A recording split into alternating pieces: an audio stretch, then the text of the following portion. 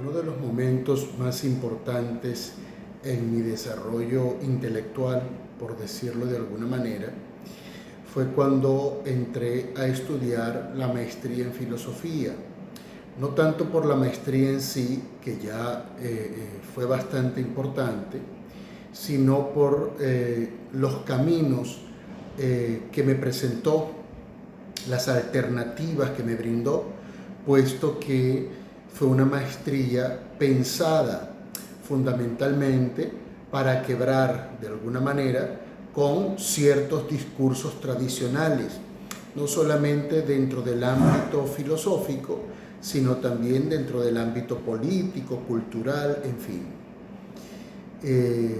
También me abrió las puertas a pensadores que yo no conocía, entre ellos Andrés Ortiz Osés. Sin embargo, hay un filósofo con el que entré en contacto durante ese tiempo de la maestría que sin duda ha sido definitivo en mi vida, no solo porque me brindó otras alternativas para enfrentarme al discurso científico y filosófico, sino en el plano de mi propia experiencia de vida. Y este filósofo es el pensador español Raymond Panikkar.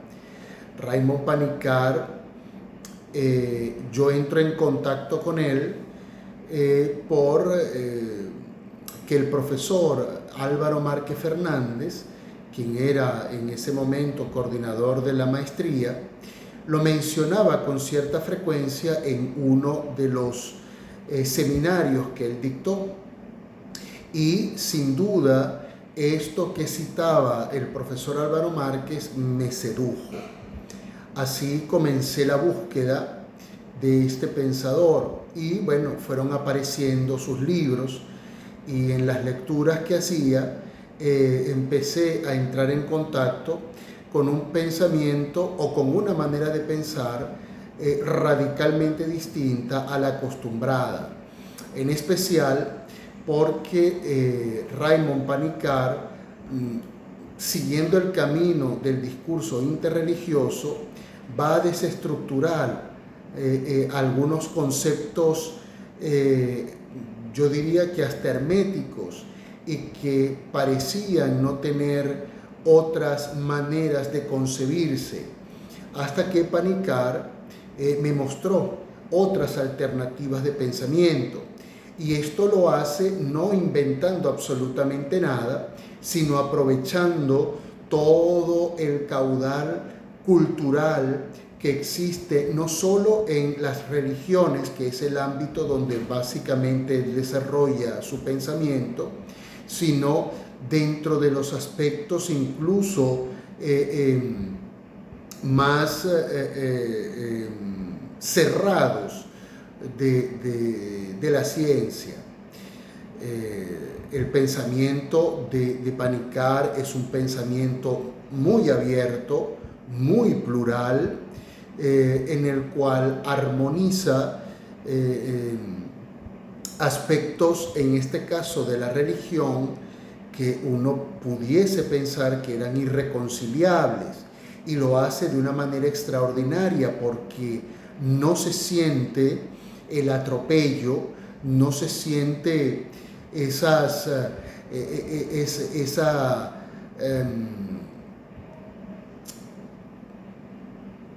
fracturas que uno pudiese ver con notable facilidad en el cuerpo de Frankenstein. Todo parece fluir de una manera natural, y esto sin duda hace muy sólido el planteamiento que él nos hace. De hecho, toda su filosofía de vida se puede resumir en una frase que él plantea y que a la vez es muy estimulante y que normalmente yo recuerdo cuando la ocasión así lo amerita. Él era sacerdote católico, miembro del Opus Dei, tenía sus raíces familiares, lo llevan a conocer la India. Y allá, en esa experiencia, en ese contacto con la India, Panikkar abre los ojos, se despierta a nuevas y más profundas concepciones de la existencia. Y Panikkar, una vez que regresa a España, hace un planteamiento innovador sin duda y que por supuesto, como ya he afirmado, es muy estimulante. Panikkar plantea que él sale de España siendo cristiano, conoce el hinduismo, se hace budista sin dejar de ser cristiano. En estas tres grandes religiones, Panikkar va a tejer todo su entramado intelectual, todo su entramado filosófico, y sin duda nos lo ofrece como una puerta hacia una dimensión del pensamiento mucho más profunda que nos permite, sin lugar a dudas, contemplar la realidad desde un punto de vista mucho más pleno, mucho más abierto y, aunque pareciera mentira, mucho más cercano. Leyendo a Panikkar entro en contacto, como ya he dicho, con una esfera muy amplia del pensamiento, pero fundamentalmente con un concepto que tampoco es una creación de él, sino que más bien es un concepto que él toma para sacarlo del corazón de la fe oriental y ponerlo al servicio no solo de la ciencia y la filosofía, sino de la vida cotidiana del hombre. Y este es el concepto del Advaita, es decir, la concepción de la no dualidad, que por supuesto va a romper, a quebrar con ese discurso dual en el cual se ha sostenido desde hace mucho tiempo, incluso desde el origen, la cultura occidental. Para que tengan una idea mucho más clara a lo que me refiero, por ejemplo, ese discurso dual lo podemos hallar con facilidad en la manera como se ha manejado el concepto del cuerpo y del alma. Panikkar rompe con esa tradición, rompe con esa estructura racional para abrirse a el planteamiento de la no dualidad, sino de la complementariedad. Justamente partiendo de esta concepción a la que hago mención, voy a compartir con ustedes una lectura realmente hermosa que, a partir de esta referencia advaítica, por decirlo de alguna forma, Panikkar se mete de lleno dentro del concepto del amor y sin duda nos brinda una perspectiva realmente interesante, por lo menos para reflexionar a profundidad, sobre todo desde el campo de la existencia.